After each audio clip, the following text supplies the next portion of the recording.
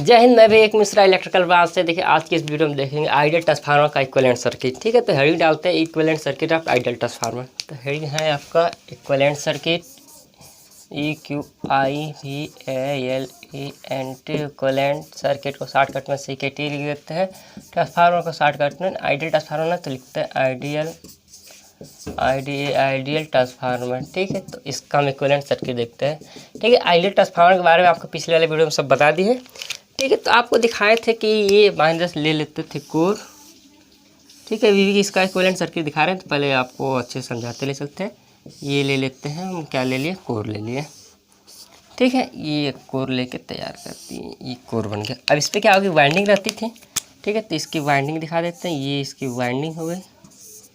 ठीक है, इधर इसकी सेकेंडरी वाइंडिंग, तो इसकी सेकेंडरी वाइंडिंग बना दी। ठीक है, आपको हम बताए थे कि इसका जो इसकी वाइंडिंग का रेजिस्टेंस क्या होता है, 0। तो R बराबर क्या था, 0 मानते थे। ठीक है, इसका कहते थे आइडियल ट्रांसफार्मर, तो इसका क्या हो जाएगा, एक्स भी क्या हो जाएगा, 0। इसका ये आपका कोर क्या होगा, कोर लॉसलेस होता है। ठीक है, इसकी परमिबिलिटी क्या रहती है, इनफाइनाइट बताए थे। रिलेक्टेंस को ऐसे दिखाते हैं, रिलेक्टेंस क्या थी, 0 थी। आपका क्या था, इसमें केवल क्या था कि ये इसका इतना फीचर दिया गया था। अब इसका इक्विवेलेंट सर्किट बनाना, तो जानते हैं कि इक्विवेलेंट सर्किट किस पर बनता है। तो इक्विवेलेंट सर्किट आपको दिखाते हैं। इस पर ले जाके इसकी जो वाइंडिंग है, प्राइमरी की वाइंडिंग, ये प्राइमरी वाइंडिंग दिखा दी है। ठीक है, ये इसकी सेकेंडरी वाइंडिंग इधर दिखा देते हैं। ये इसकी क्या हो गई, सेकेंडरी वाइंडिंग हो गई। ठीक है, ये सेकेंडरी वाइंडिंग हो गई। ठीक है, इसमें क्या होता है कि केवल इसमें मैग्नेटाइजिंग करंट होता है। तो मैग्नेटाइजिंग करंट को क्या कहते हैं, पैरेलल में दिखाते हैं। तो मैग्नेटाइजिंग करंट को क्या दिखाएंगे, इसके पैरेलल में दिखाएंगे। ये थोड़ी सी मैग्नेटाइजिंग करंट होगी। ठीक है, अभी प्रैक्टिकल ट्रांसफार्मर होता है तो इसमें क्या होता है कि लॉसलेस कंपोनेंट भी होता है, जिसे कहते हैं हिस्टैरिसीस लॉसेस तथा एडी करंट लॉसेस होता है, दोनों होता है। तो उसको इसमें यहाँ के ब्रांच लगा के दिखाया जाता है। ठीक है, लेकिन ये कौन सा हमका आइडियल में क्या होगा कि यहाँ पे जो रेजिस्टेंस दिखाते हैं, ये रेजिस्टेंस की वैल्यू क्या आ जाएगी, 0 हो जाएगी। R बराबर 0। ठीक है, रेजिस्टेंस चाहे इम्पीडेंस दिखाते हैं, जेड से दिखाएंगे। जेड बराबर क्या हो जाएगा आपका, जेड बराबर अंडर रूट आपका होता है R² प्लस एक्स, ई चाहे जो भी दिखाए, x1 चाहे 1 प्राइमरी साइड है तो x1 का स्क्वायर। ठीक है, इस बार दिखाते हैं। लेकिन इसमें क्या है कि R भी 0 है, x1 भी 0 है, तो टोटल क्या आ जाएगा, जेड 0 हो जाएगा। ठीक है, तो इसमें कोई इसमें जेड दिखाए नहीं दिखाए। ठीक है, तो ये आपका क्या होगा, प्राइमरी वाइंडिंग N1 है, इसकी प्राइमरी वाइंडिंग 2 है। ठीक है, और इसको डाट लगा देते हैं। इसकी इधर का सप्लाई मान लेते हैं V1 है, यही सप्लाई यहाँ पे जाएगा। इसका इंड्यूस EMF भी E1 हो जाएगा, इसका इंड्यूस EMF E2 हो जाएगा। टर्मिनल का वोल्टेज मान लेते हैं V2 है। ठीक है, यदि आइडियल ट्रांसफार्मर है तो लिखते हैं, मान लें तो आइडियल ट्रांसफार्मर पढ़ा ही रहे हैं। ठीक है, तो लिख लेते हैं फॉर आइडियल ट्रांसफार्मर। ठीक है, तो आइडियल ट्रांसफार्मर V1 बराबर E1 हो जाएगा, क्योंकि इसमें कोई लॉस नहीं है, क्योंकि इसमें कोई रेजिस्टेंस नहीं है जो इसमें I1 जा रहा है। ठीक है, यहाँ पे आ जाएगा I2 डैश मान लेते हैं, इधर क्या बनाते हैं I0, चाहे इसी को क्या कहते हैं IM भी कहते हैं, क्योंकि मैग्नेटाइजिंग करंट ही है।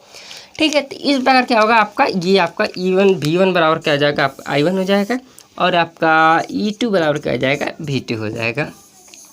ठीक है, अब इसमें क्या है, EMF बैलेंस करते हैं। तो EMF बैलेंस क्या होता है, आप जानते हैं EMF बराबर क्या होता है, N इंटू I1 बराबर आपका हो जाएगा।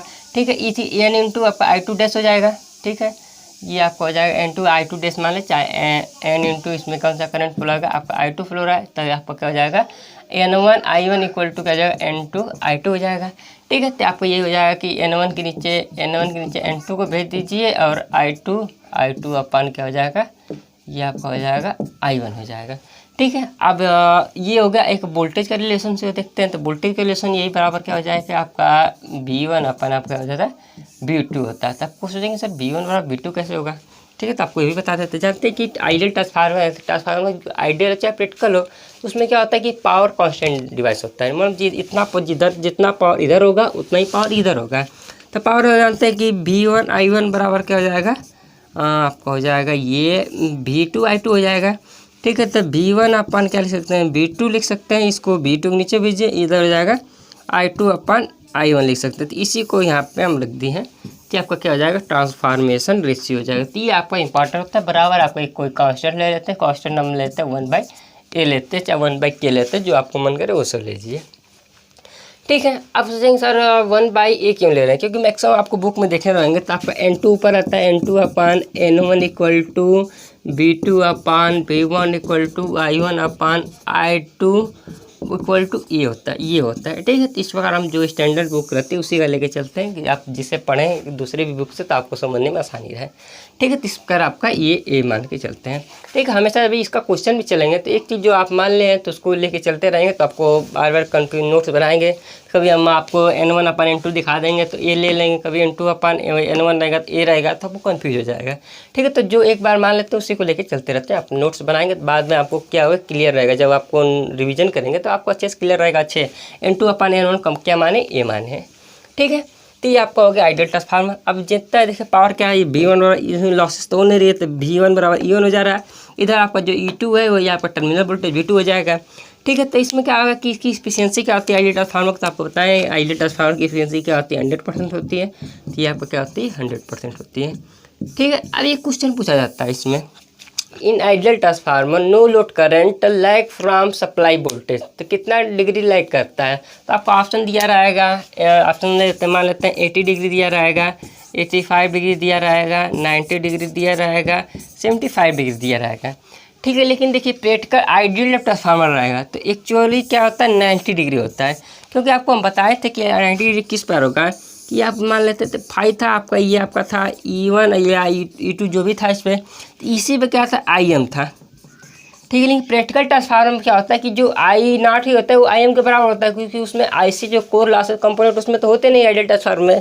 तो ये क्या होता है, ये टोटल क्या होता है 90 डिग्री हो जाता है, ठीक है। तो आइडियल ट्रांसफार्मर जब कहेगा, बात सुनिएगा ध्यान से, जब आइडियल ट्रांसफार्मर कहेगा no current no load current की बात करेगा तो वो कितना होता है 90 डिग्री होता है, ठीक है। यही प्रैक्टिकल ट्रांसफार्मर हो जाएगा। तो प्रैक्टिकल ट्रांसफार्मर क्या होता है कि 75 से 85 के बीच में डिफर करता है, इतने से इतने के बीच में क्या होता है आपका नो लोड करंट होता है, ठीक है। इतना आपको सब आपको आइडियल ट्रांसफार्मर के बारे में आप सब जान गए होंगे। इसके बाद हम इसको रब करके स्विच करते हैं प्रैक्टिकल ट्रांसफार्मर, ठीक है। तो वेंडिंग डालते हैं प्रैक्टिकल ट्रांसफार्मर, ठीक है। तो प्रैक्टिकल ट्रांसफार्मर जो हम लोग यूज करते हैं वो प्रैक्टिकल ट्रांसफार्मर होता है। डालते हैं हेडिंग प्रैक्टिकल ट्रांसफार्मर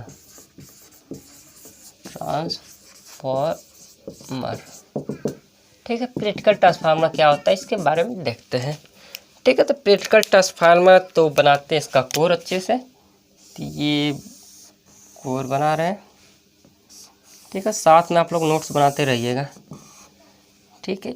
ये बना कोर, ठीक है, कोर बन गया। और इस पर क्या कर देंगे, वाइंडिंग कर देंगे, तो ये कर देते हैं हम लोग वाइंडिंग, ठीक है। अभी स्टेप अप स्टेप डाउन है, ये तो आपको बता दें कि इसमें हम स्टेप अप स्टेप डाउन नहीं लेके चल रहे हैं, ठीक है। वो सब आपको हम बता दें कि स्टेप अप कब होता है स्टेप डाउन कब होता है, ये सब बता दें। बस आपको हम ट्रांसफार्मर लेके चल रहे हैं, इसकी वर्किंग क्या होती है वो लेके चल रहे हैं, ठीक है। तो इसमें क्या होगा कि जब आइडियल ट्रांसफार्मर में ये सब नहीं होता था, ये प्रैक्टिकल ट्रांसफार्मर में ये सब रहेगा, ठीक है। ये इधर लगा, ठीक है। इधर भी क्या हो जाएगा, इसका कुछ रेजिस्टेंस हो जाएगा वाइंडिंग का, ये आपका कुछ रिएक्टेंस हो जाएगा, इधर सब लोड लगेगा, तो यहाँ पे हम लगा देते हैं लोड, ठीक है। तो ये हो जाएगा लोड हो जाएगा, ठीक है। ये आपका क्या R2 है, ये आपका क्या है JX2 है, इधर का है JX1 है, इधर का R1, इधर का सप्लाई वोल्टेज क्या है B, तो ये का AC सप्लाई है, तो AC सप्लाई इधर दे देते हैं B, तो इसको लिखते हैं 50 हर्ट्ज लिख देते हैं, क्योंकि इंडिया में फ्रिक्वेंसी की यूनिट कितनी, मतलब फ्रिक्वेंसी कितनी होती है 50 हर्ट्ज ही होती है इंडिया में, ठीक है। USA में क्या होती है 60 हर्ट्ज होती है, ठीक है। और ये अल्टरनेटिंग, इसलिए इसको इस तरह दिखा देते हैं, ठीक है। इसमें से कुछ करंट जाएगा आपका क्या हो जाएगा I1 जाएगा, ठीक है। इधर से लोड करंट क्या हो जाएगा आपका I2 जाएगा, यहाँ पे डॉट, यहाँ पे डॉट, इधर पर क्या हो जाएगा E1 हो जाएगा, यहाँ पे क्या होगा E2 होगा, ठीक है। इतना चीज़ हम दिखा देते हैं। इसमें क्या होगा फ्लक्स सेट होगा, मेन जो फ्लक्स सेटअप होगा रेड से दिखाते हैं, तो ये आपका मेन वाला मिडिल में चलता है, ठीक है। तो मिडिल में हम दिखा देते हैं, ठीक है। ये आपका क्या हो जाएगा, ये आपका हो जाएगा 5 हो जाएगा, 5M चाहे मैक्सिमम कर दो चाहे 5 कर देते हैं, ठीक है। इसकी क्या टर्निंग है, तो ये आपका क्या N1 है, ये आपका क्या N2 है, ठीक है। टोटल इतना क्या होगा आइडियल ट्रांसफार्मर बना के तैयार किए। अब इसमें होता क्या क्या है इसके बारे में डिस्कस करते हैं। तो इसको पहले देखते हैं, हेडिंग एक बार देखते हैं इसका कैरेक्टरिस्टिक क्या होता है। पहले लिखता है इसका परमिएबिलिटी, इसका क्या होगा इनफाइनाइट नहीं होगा, क्योंकि ये प्रैक्टिकल ट्रांसफार्मर कुछ ना कुछ में क्या होगा कि इसकी परमिएबिलिटी इनफाइनाइट से कम होगी। तो लिखते हैं परमिएबिलिटी BALIT है, परमिएबिलिटी क्या हो जाएगी नॉट इक्वल टू इनफाइनाइट। जब ये इनफाइनाइट नहीं होगा तो इसका रिलेक्टेंस कुछ ना कुछ जीरो से अधिक होगा, तो लिखते हैं रिलेक्टेंस UCTANCE रिलेक्टेंस लेते हैं। रिलेक्टेंस क्या हो जाएगा, इज नॉट इक्वल टू 0 हो जाएगा। ठीक है, अब रिलेक्टेंस हो गया। इसमें क्या हो जाएगा कि जिसकी वाइंडिंग क्या है, वाइंडिंग के पास क्या है, रेजिस्टेंस है, तो लिखते हैं कि वाइंडिंग हैव रेजिस्टेंस। ठीक है, अब इसकी कोर में क्या होगा, कोर इज नॉट लॉसलेस, मतलब इसमें कोर में क्या होगा कि लॉसेस होगा, तो लिखते हैं कोर हैव लिख देते हैं। ठीक है, कोर हैव लॉस मतलब लॉसेज, मतलब कोर में क्या होगा, लॉसेज होगा। ठीक है, कोर में क्या होगा, लॉसेज हो जाएगा। इसकी वाइंडिंग में कुछ रेजिस्टेंस भी होगा। इसका रिलेक्टेंस आपका 0 के बराबर नहीं होगा। इसकी वाइंडिंग, इसका क्या है, वाइंडिंग है रेजिस्टेंस, इसके पास कुछ रेजिस्टेंस है। ठीक है, और कोर के पास कुछ लॉसेज होगा। जो लॉसेज क्या होता है, कोर लॉसेज क्या करते हैं, पुस्तक में लिखते हैं आयरन लॉसेज लिखते हैं, IRON, आयरन लॉसेज जिसे भी कहते हैं। ठीक है, आयरन लॉसेज कहते हैं। आयरन लॉसेज क्या होता है, 2 प्रकार का होता है। ठीक है, तो इसको 2 प्रकार को कन्वर्ट कर देते हैं। 2 प्रकार क्या होता है, एक ED करंट होता है, ED करंट, ठीक, लॉसेज। ठीक है, ये क्या होता है, हिस्टेरिसिस, RESIS, हिस्टोसिस लॉसेस होगा। ठीक है, ये ED करंट लॉसेस हो जाएगा, ये हिस्टेरिसिस लॉसेस होगा। अब इसको कम करने के लिए क्या क्या यूज किया जाता है, हिस्टेरिसिस लॉसेस को कम करने के लिए क्या अच्छे मटेरियल का बनाया जाता है। ED करंट लॉस को कम करने के लिए क्या होगा, उसके पतली परतों को क्या करते हैं, बनाया जाता है। जिससे क्या होगा कि उसमें जो इसके फ्लक्स के कारण क्या होता है, फ्लक्स जब जाता है, फ्लक्स जाएगा तो क्या होगा, इसका ये बना होगा, मटेरियल का कुछ बना होगा, तो उसमें क्या होगा, लिंक करने के कारण उसमें क्या होगा कि भंवर धारा उत्पन्न होता है। उसी भंवर धारा के कारण क्या होता है, ये हीट जनरेट करता है। हीट जनरेट करने से क्या हो जाएगा कि इसका रिलेक्टेंस क्या होता है, बढ़ता जाता है। ठीक, रिलेक्टेंस बढ़ेगा तो क्या होगा कि वो क्या करेगा, अपने अंदर हीट जनरेट करेगा। ठीक है, तो मानिए रिलेक्टेंस भी बढ़ा तो इसको क्या करेगा, हीट जनरेट करेगा। हीट जनरेट करेगा तो और भी बढ़ेगा, और बढ़ेगा तो क्या, फ्लक्स का क्या करेगा, जो अच्छे से सेटअप हो रहा है उसको क्या करेगा, कम करेगा। कम करेगा, इसका मतलब क्या है कि इसमें क्या होगा कि जो इसमें एक नया पॉइंट क्या हो जाएगा कि लीकेज फ्लक्स होगा ना। तो लीकेज फ्लक्स क्या होगा, लीकेज फ्लक्स प्रेजेंट हो जाएगा। ठीक है, लीकेज फ्लक्स प्रेजेंट मतलब क्या हो जाएगा, इसका जो टोटल क्रिएट फ्लक्स कर रहा है वो इसे पूरा लिंक नहीं करेगा। कुछ क्या, कुछ एयर क्या होगा, एयर के थ्रू क्या हो जाएगा, नष्ट हो जाएगा, मतलब कुछ एयर में चल जाएगा। टोटल क्या होगा कि इसका फ्लक्स जो क्रिएट करेगा इससे लिंक नहीं कर पाएगा। ठीक है, आइडियल ट्रांसफार्मर में क्या होता है कि जो इसका पूरा फ्लक्स क्रिएट कर रहा था वो इससे लिंक कर रहा था, लेकिन प्रैक्टिकल में क्या होता है, कुछ क्या होता है कि लीक कर जाता है। लीकिंग मतलब क्या होता है, वो जिसके अगल बगल जो एयर रहते हैं उसमें क्या होता है, उसमें उसके थ्रू फ्लो होने लगता है, क्योंकि इसका क्या रिलेक्टेंस बढ़ता जाएगा। और जानते हैं कि रिलेक्टेंस बढ़ेगा तो क्या होगा, उसमें फ्लक्स सेटअप होने में क्या कठिनाई उत्पन्न होगी। अब फ्लक्स उत्पन्न करे कठिनाई होगी तो कुछ मैक्सिमम तो जाएगा इसी से, लेकिन क्या होगा, कुछ क्या होगा, बाहर से भी क्या होगा ना, जाने लगेगा। लेकिन यही आइडियल में क्या होता था कि इसका रिलेक्टेंस क्या था कि 0 था, परमिबिलिटी एकदम हाई थी, तो एकदम आसानी से पथ मिल जाता था इसको आप इसी में क्या होता है, ट्रैवल करने के लिए। ठीक है, तो इतना बात समझ में होगा कि आपको क्या हो जाएगा, लीकेज क्या होगा, फ्लक्स लीकेज ना, तो इसमें लिख देते हैं, फ्लक्स लिख देते हैं, फ्लक्स लीकेज क्या होगा, प्रेजेंट होगा। ठीक है, इतना क्या होगा आपका आइडियल ट्रांसफार्मर के बारे में हो गया। ठीक है, इसके बाद इसका नो लोड देखते हैं, फिर उसके बाद लोडेड कंडीशन देखते हैं। तो फर्स्ट एडी डालते हैं no load and practical transformer. तो ये डालते हैं नो लोड, तो लिखते हैं ऑन नो लोड। ठीक है, नो लोड में क्या होगा, देखिए नो लोड में ये ओपन होगा, जब ओपन होगा तो I2 करंट क्या होगा, 0। तो यहाँ पे लिखते हैं I2 करंट क्या कर देते हैं, 0 कर देते हैं। ठीक है, तो इस I2 को क्या कर देते हैं, I2 = 0 टेंस कर देते हैं।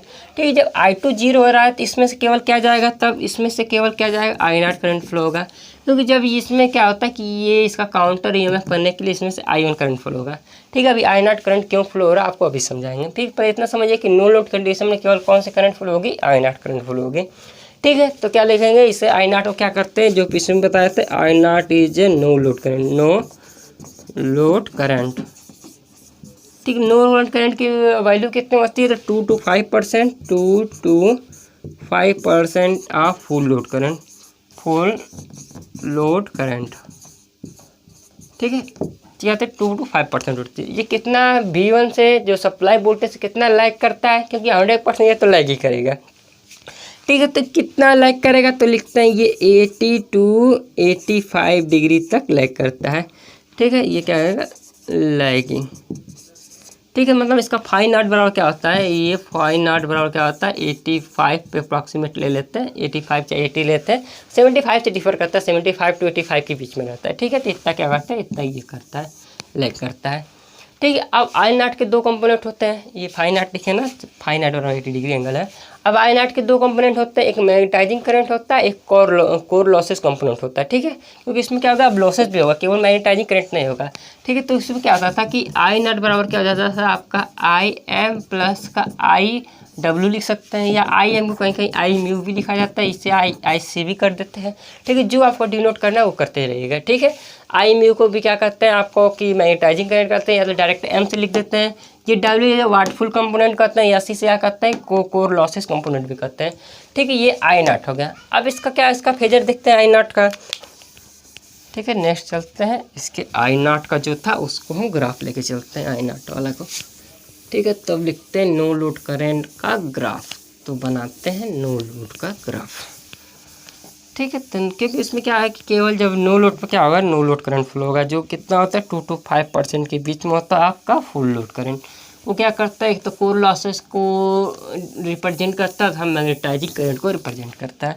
ठीक है, तो लिखते हैं इसको इस प्रकार बनाते हैं। ठीक है, इसको ले लेते हैं फाई।